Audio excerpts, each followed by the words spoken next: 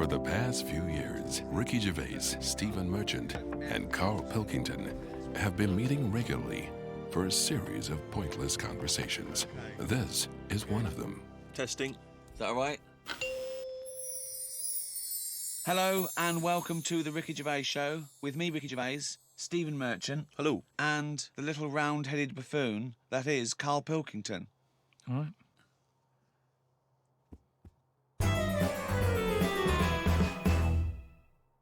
What's been going on? I've been to hospital. I was rushed to hospital, like emergency and that. Had a tube put up my knob. You had a tube put up your knob? Yeah. What's the story? Kidney stones. Ooh. So, shouldn't really be here, to be honest, doing this. They said rest and that. Climbing them stairs on the way in. To be quite honest, it doesn't look like you're expending a lot of energy at the moment. It's like at Zookeeper going, oh, that sloth move today. Calm down. Yeah, but I had to get here. It's been raining. Yeah. I had to come up the stairs. I had to carry the computer. Yeah. Well, that's not entirely true because your girlfriend was carrying it. I saw her outside. Yeah, but I'm just saying. And then you handed it to me and said, "Steve, God carry this." Almighty. So Yeah, I know. that's already a lie. Christ almighty. Whinging. Not whinging. I'm in show business. I know loads of people that wake up every day with a sore knob, feeling like they've had their kidneys probed, and they will say they're unconscious. So they don't whinge about it. They get straight back onto it. They, a lot of them are on TV now. Yeah, straight back to hosting game shows.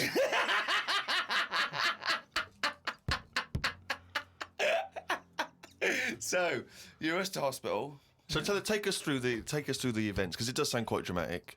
You started feeling a bit of pain, did you initially? Felt a bit of pain, and I thought, maybe I just pulled a muscle or something when I've been wrestling with Ricky and that, because you don't know what damage has been done. So I just think, it'll go in a minute, and then it didn't. It got a bit badder.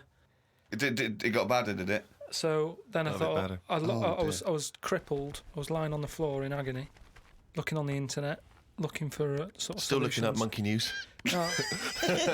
I just put in like bellyache and stuff, and they were saying me loads of different things. And what I used to do when I was a kid, I used to always just get a cold ashtray and put that on my belly, and the coldness used to get rid of the badness.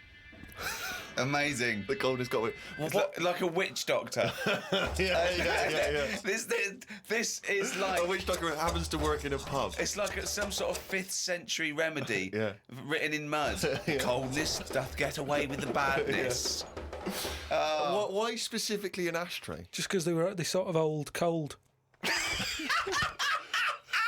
They're old cold. I don't know what this is. I love this idea that he's at the operation and he comes round and they're talking to him and his girlfriend gets a phone call and they say, Mr. Pilkington's maybe complications. He's just talking rubbish. Yeah. She goes, oh, good. Yeah, he's back to his old self. What? Why specifically an ashtray? Sorry, because it's old cold. I understand it's old cold. Yeah, we understand. Everyone who's done a medical degree understands old cold, but old cold belly badness. If you want to buy that book, Old Cold Belly Badness, it's the history of abdominal surgery by Carl Pilkington. No, it just But you put it in the freezer or something first? You can do if you want, but they're normally cold anyway. Sort of thick glass and that it holds the cold. But we don't smoke in our house, so I had to use a plate. Oh, well, that's madness. A plate's not going to work. Famously, a plate doesn't work. No! Oh, God. So you put a plate on your belly, but that didn't do any. That didn't work. So called Suzanne and said, I'm in agony here. She said, go to the doctors then.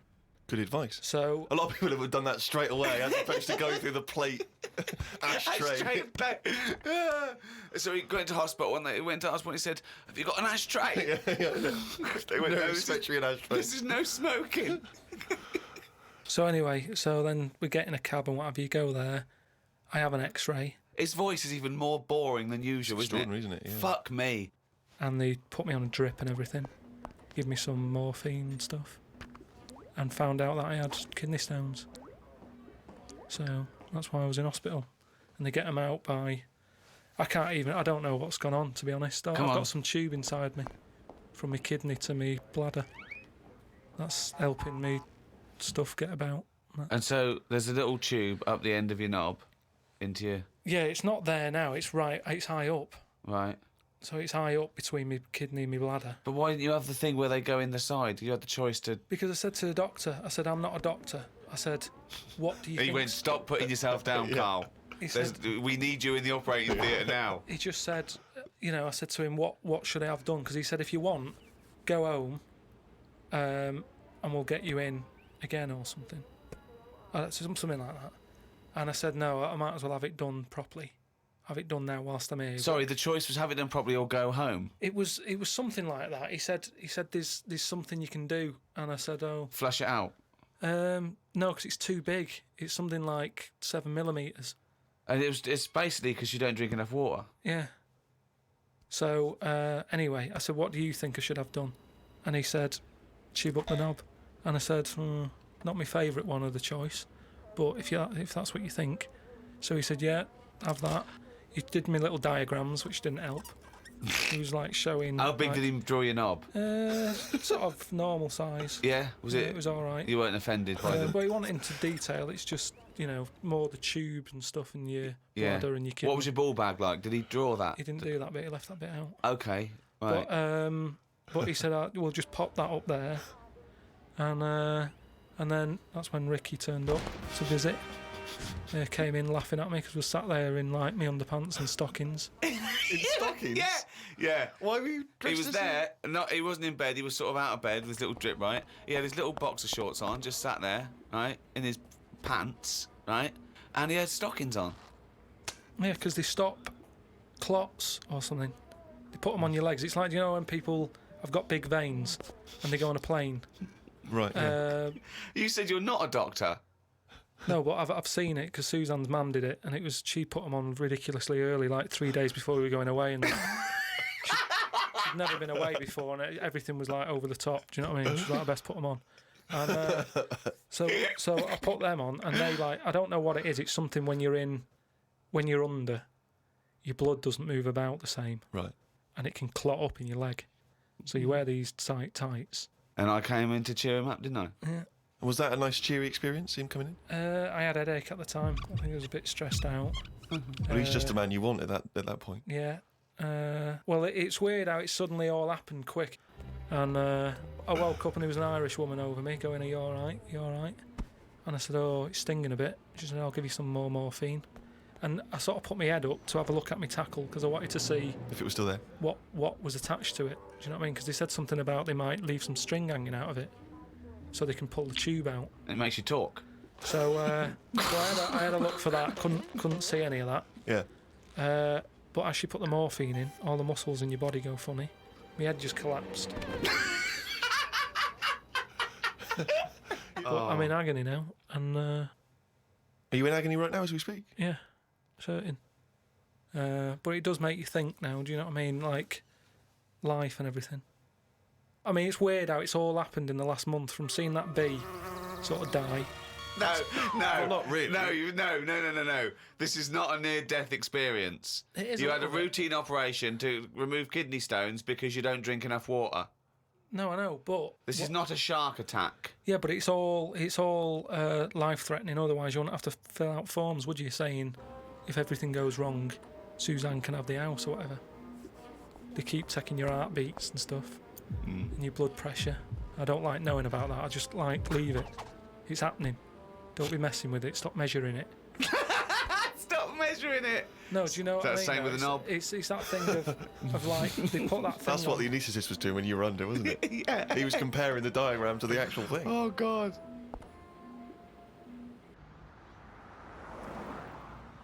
What is the closest thing sort of living that's nothing? I don't know what you mean. What? What's like the closest, like, do you know at some point something's gone from nothing to something? Hasn't it? No, I don't know. I don't understand what you mean. Do you mean what is the first and lowest and most primitive and most simple form of life? No, He's say, right here in this room, Rick. say like when you look at a stick insect, Right. you go, right, there's a slight crossover there from a stick to a living thing. No, it's not. It didn't used to be a stick. No, it's not. There's no biological relationship between it and a stick.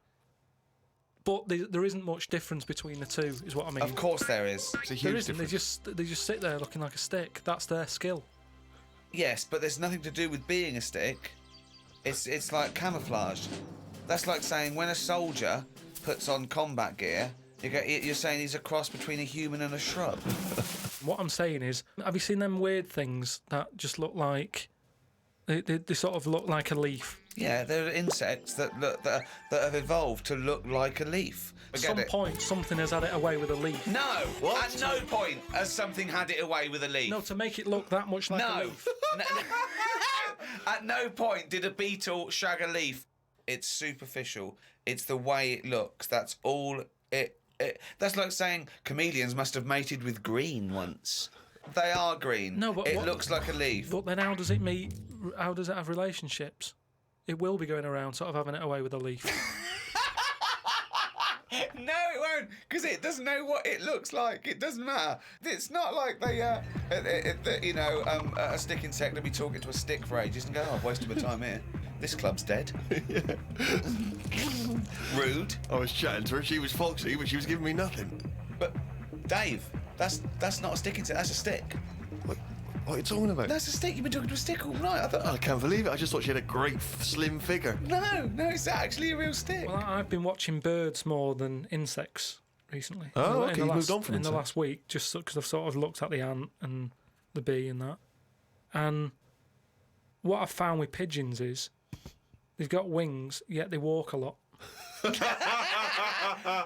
love that to be a thesis where he got like a £500,000 grant from a university, and I said, "Well, Pilkington seems to. He's done ants and he's done bees. He's followed ants. Apparently, they're not doing anything. Some of them are lazy. We are granting him another £500,000. He's been working on it for a year. Please welcome Carl Pilkington." Carl, what have you found? Well, even though pigeons have wings, they walk a lot.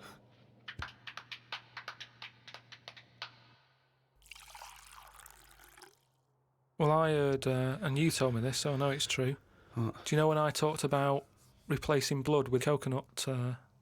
What was it? Well, one, it said coconut milk can be used as plasma, but I haven't had that verified because it's off one of those websites where there are spurious facts. But what do you think of that, Steve? I mean, I've sort of touched on it. But I've just got to echo what Ricky said. I can't have an opinion unless it's been verified. But why aren't you just being open-minded enough to go, well... Well, no. But That's it's not not a being question of being open-minded. open-minded. Open-minded isn't believing everything you hear. You don't believe everything you read, do you?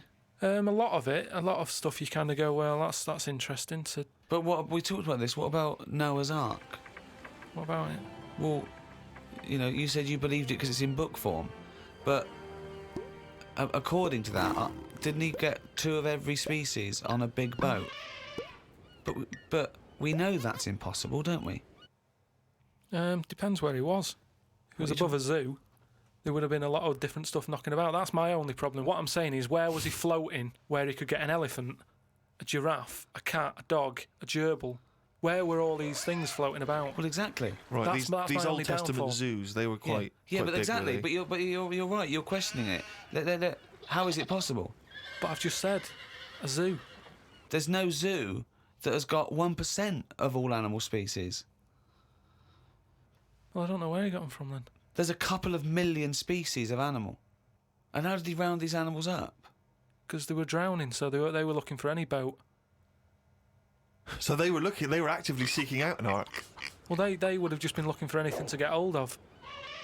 Yeah, and where did he keep them all? How did he keep them all separate? How did he... At that point... Oh, no, the lions ate the otter. No, because at that point, it's that thing, innit, of how you all pull together in a Don't bad situation. Talk shit. You all chip in, they're all like, oh, God, let's be nice to our neighbours. Right. So there's spiders talking to flies and... Well, they would have just gone elsewhere, wouldn't they? They would What do you have been mean? on another bit of the boat. The spiders don't have to knock about the lions just because they're all in it together. They get their own little area, don't they? Well, I don't know. How big is this boat? It's big, it's a big boat. How long, what was the warning he got from God to make it? I don't know. It's a couple of weeks. Yeah. 2 of every species, Carl. How big would this boat have to be? Yeah, it's big. You can't just keep saying it's big. Because I know in your mind, you're imagining this ark, there's a boat with Noah up the front with his wife, 2 giraffes behind him, their necks there, 2 elephants, and it just and it's just like elephant, giraffe, hippo, dog, cat, weasel, couple of frogs, and a spider talking to a fly going, let's get on. But when we're off here, you're dead. But what would you have done then? Are you saying that you wouldn't get on there because it's too noisy? It's not a question of what It would didn't have happen. done. It didn't happen. To be honest, I'm not bothered. And they got through it, didn't they? They got through it. They're here now. We're not short of them. If anything, like I said, he didn't do us a favour because he saved too much. You can't move out there for stuff.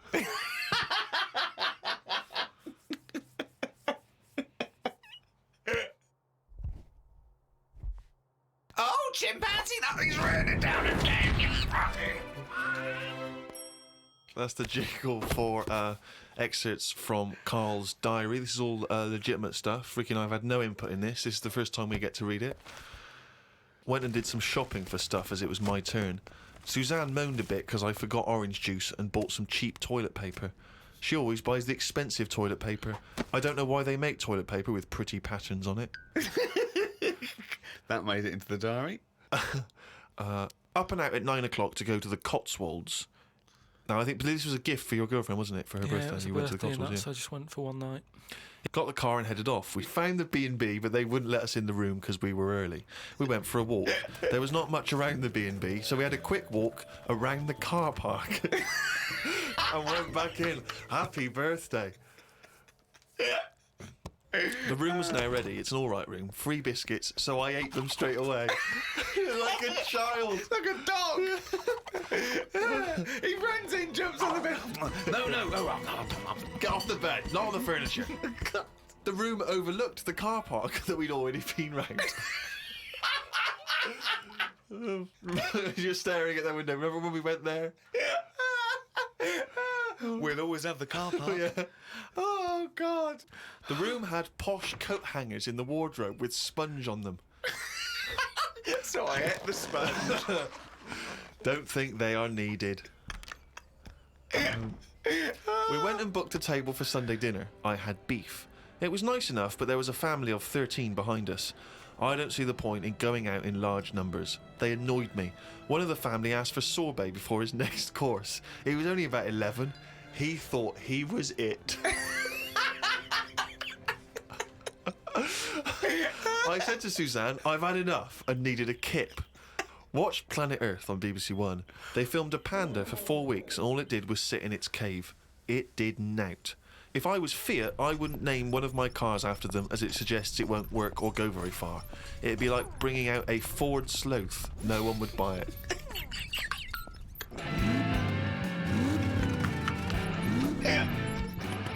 Ford Sloth. I would love that ad campaign. Oh, that's amazing. Oh, God. The new Vauxhall Slug. We had a look around the local village. There wasn't much to it. We did the usual thing and had a look around the church graveyard to see how old the dead people are. That's what you do, isn't it? Suzanne's had a hell of a time so far. She's gone to the Cotswolds, the room wasn't ready, she's seen the car park, and now let's go and play how old the dead people are. I like the fact that you mentioned we did the usual thing of having a look around the church graveyard. Do you make her do that every That's time what you you go do, away? innit? 'Cause if I they've like the nothing- fact. I want to know what she did for 2 hours when you slept. She just looked out at the car park, just like, memories. But that's what you do, though, isn't it? When you go to these places, there's nothing else unless you want fudge, or you walk around a church graveyard and have a look. There's nothing. We went home. It took 3 hours to drive back. People say they go to the country to see the wildlife. I saw rabbits, pheasants, and a fox on the way home. They were all dead in the road.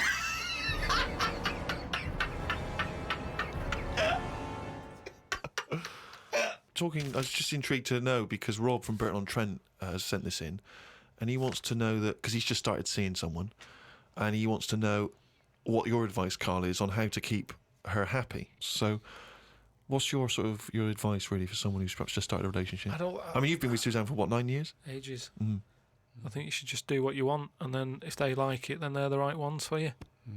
So don't go out of your way too much. I mean, I got her the posh badge for her birthday. That's once a year. Rest of the time, it's kind of like, you know, I like weird stuff. I like watching weird stuff and all that. Now and again, I won't make her watch it. I'll tape it. This is amazing advice. But sometimes, This is amazing advice. sometimes you just say, no, come on, the bloke with the two heads on, I want to watch it live. So give and take is what you're saying there. That's all. It shouldn't be hard. As soon as it's hard, it's not right. So just go about your business. See if she joins in. Woke up to the Commonwealth Games on the radio. Now, what are you making of the Commonwealth Games? Is that something that interests you? Are you a sports fan? I'm not really. It just seems to be sort of wasted. If people are running fast, use it. Do you know what I mean? Rather than just trying to beat your own record or someone else's, do something where you do have to run. If you're a good swimmer, be a lifeguard. Don't be messing about going up and down. I was swimming recently. I do a lot of swimming, and I've never quite mastered my front crawl. Just never quite nailed the breathing, because it's quite tricky, isn't it? You know, you've got to breathe at the right moment. And so I'm in the swimming pool in the local gym, and there's a guy bombing up and down, really doing a great forward stroke. So I waited till he came up, and sort of went, excuse me, mate. I was just watching you when you were doing your front crawl. I was really impressed. Could you just watch me when I do mine and tell me if I'm going Why wrong? would you go up to a man? I know, and that was what that was the problem. Is only as I was saying it did I realise what it sounded like. I've just been watching you swimming up and down. I was really impressed. And you're both in Speedos. Both in speedos. You know, I'm got the goggles on, prescription goggles, so that I can see when I'm swimming. But why do you need them? There's nothing in a pool to look at. It's not like you're scuba diving. There's Well, nothing. It's hold just on. Clearly there is something to look at in a pool. Well, no, I wasn't checking. Well, I was checking him out, but I was checking him out for swimming tips. And he just looked at me when I asked him, "Can you just watch me and offer me any tips?" And he just Steve, looked at me like I was just mental. That is such a strange thing to say. Can you just watch? I don't know how you had the nerve to do that. Well, it was innocently motivated. Well, I know it's innocent, but what a strange thing to go up to someone and... But what civilization are we living in where we can't just ask our fellow man to help us out with our forward crawl? But we're in a society where we can't. But you know that. It's a strange thing to say. But sometimes it's nice to just think, no, do you know what? I'm not going to fall into the trap of thinking agree. he's immediately going to think I'm gay or that I'm chatting him up. I'm just going to ask him to do me a favour. There's nothing wrong with that. What if he said, yeah, it's just good, yeah. Do you mind coming and help me with my plastering? But it's not the same. He's in the swimming pool. He's there in the pool. He's swimming up and down. He's, it's not no skin off his nose to just offer a bit of kindly advice. If your car's broken down in the middle of nowhere and someone drives by, it's a generous thing to do. Just stop and maybe look under the bonnet and help them out. I agree. But I don't see how that's any different. And in the end, he did, and all he asked was that I wake him off.